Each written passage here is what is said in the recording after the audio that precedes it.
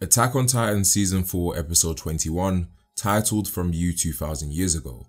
In the last episode of Attack on Titan, we had one of the craziest plot twists within the entire series taking place. Through this series run, there's definitely been a lot of defining moments which has turned the world of Attack on Titan upside down. From the basement revealing life outside the walls, Eren experiencing Grisha's memories in Marley, Reiner and Bertolt's betrayal, just to name a few. But episode 20 of season 4 revealed the Attack Titan's unique ability to see into the future, and also the fact that Eren was manipulating Grisha of the past to set things in motion, which has definitely changed everything for us perspective wise and serves to shine a light on some of the biggest mysteries in this series. So today I'm going to be breaking down and analysing this latest episode of Attack on Titan while clearing up some things you might have missed or weren't sure about. So if you guys want to see more videos like this, make sure to subscribe to the channel for more Attack on Titan content. And as always, I appreciate the crazy love you guys show on these breakdown videos. I can never truly thank you enough.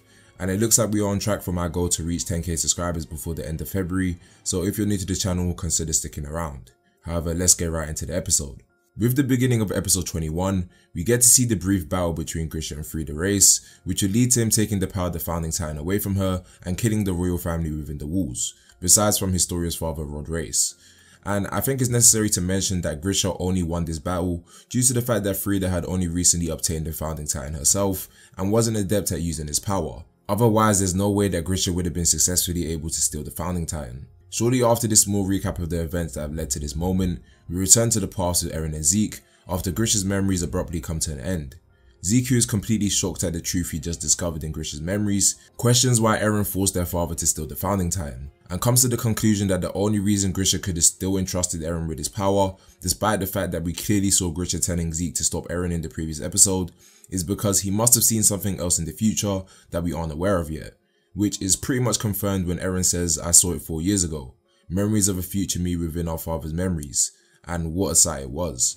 And when I say that it confirms Grisha saw a future that we have yet to see, I'm not saying that the future in question is purely what made Grisha give in to Eren, since we know around this time Grisha was a restorationist who was still contemplating his mission, and after being manipulated by Eren, especially after killing the royal family, he was definitely a broken man, but he still told Zeke to stop Eren. However, it's clear that when he learned of the death of Carla back in season 1 and the invasion of the Titans, he just gave up at that point and entrusted the power of the attack and founding Titan to Eren instead of trying to fight an already determined future. So after Zeke learns that the situation is more dire than he initially thought, he orders Ymir to take away the ability for Eldians to reproduce, which would lead to the euthanasia of all Eldians, effectively ending this cycle of killing and hatred which has been repeating for thousands of years. So as Ymir moves towards the coordinate, Zeke lectures Eren saying that he's powerless and that there's no way he could have seen the entire future since he won't be able to use the founding Titan's power right here and now. Of course, Zeke is saying this based on the fact he's now commanded Ymir and nobody can stop her, but much to his surprise, Eren breaks free of the shackles and makes a dash towards Ymir to prevent her from submitting to Zeke's will and being a slave to others. Also, might I add that this part of the episode was totally insane. With the way Eren was screaming and the pure desperation from him and Zeke, it came across really nicely.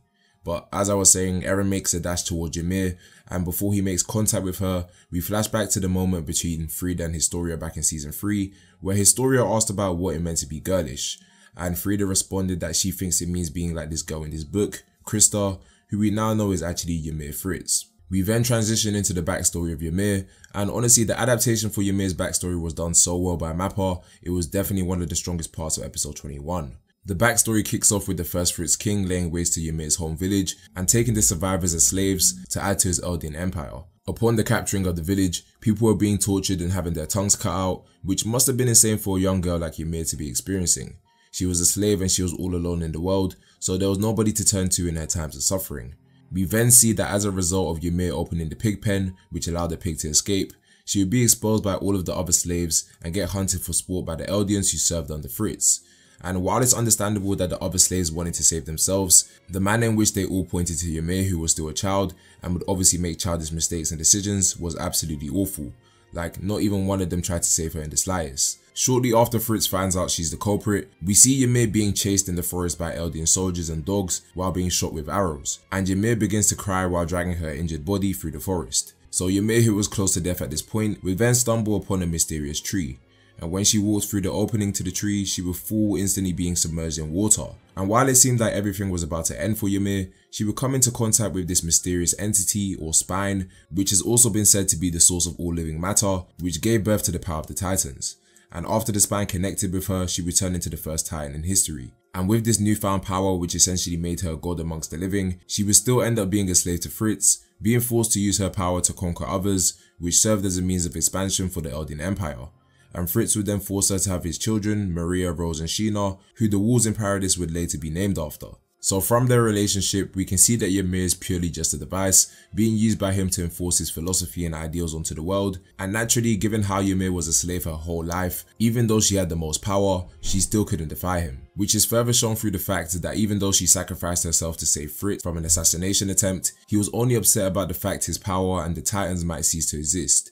He even went as far as to make his 3 daughters eat their mother's corpse, so that the power of the Titans wouldn't vanish. Also, there were some nice points of symbolism with the backstory that I wanted to point out. One being with the people pointing fingers at Ymir. There were 13 hands all pointing at her for the pig incident, which had basically condemned her to death. And we know with the curse of Ymir, Titan shifters only live for 13 years, since that's how long Ymir lived for after gaining the power of the Titans. Also, there was the flower on the floor that Ymir noticed before she entered the cave, and she actually flashed back to it before she died. This flower had 9 petals, which is representative of the 9 Titans, and there's even more reason to believe so, given the fact that one petal is different from the rest, since one has blood on it, which would be the attack Titan that doesn't submit to the king's ideology, also known as Eren. So after Ymir had passed on, she ended up in the location known as the Paths, where she would create Titans for all eternity, still being a slave to Fritz and his ideology long after his death, which honestly is a cruel fate that nobody deserves. All alone and all powerful without the will to fight back, it's truly a sad sight.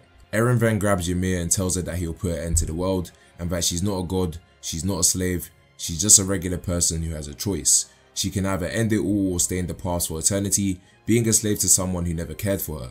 And then we see Eren say, was she the one who led him here, and that she must have been waiting 2,000 years for someone, which is actually a play on today's episode title from You 2,000 Years Ago, and a parallel to the title of the first Attack on Titan episode, which is To You 2,000 Years in the Future. So everything's just coming full circle in this episode. And after hearing these words from Eren, Ymir begins to cry and the rumbling officially begins. This last portion of the episode is fairly self-explanatory, but I just want to say the execution on this and the OST they played for the start of the rumbling was insane. We return back to the real world, and Eren's decapitated head is reconnected with his body by the same spine we saw attach itself to Ymir in the cave. All the surrounding walls collapse as the Colossal Titans begin to walk on the earth. Eren transforms into this Titan, which is way bigger than anything we've ever seen up to this point in the series, and the rumbling is in motion. And with the last portion of the episode, we see Eren connecting with all the subjects of Ymir through the paths, saying that he rejects the desire of the world to destroy Paradis, and that the Titans of the walls will trample and rumble all the lands beyond this island until the lives there are extinguished. And with that, we come to the end of the episode. Again, we had another amazing Attack on Titan episode, which at this point isn't even surprising. I just keep saying the same thing every single week, because we are honestly being spoiled every single week. However, to rate this episode, I'll definitely give it a 9.5 out of 10. It was just amazing. But what do you guys think about the episode? Be sure to let me know down below in the comment section, and also let me know if I missed out any details in the episode that you would have wanted me to expand on, and I'll be sure to respond to your comments. Like and subscribe if you're new. We are right around the corner to 10,000 subscribers, and I'll see you guys in the next one. Peace.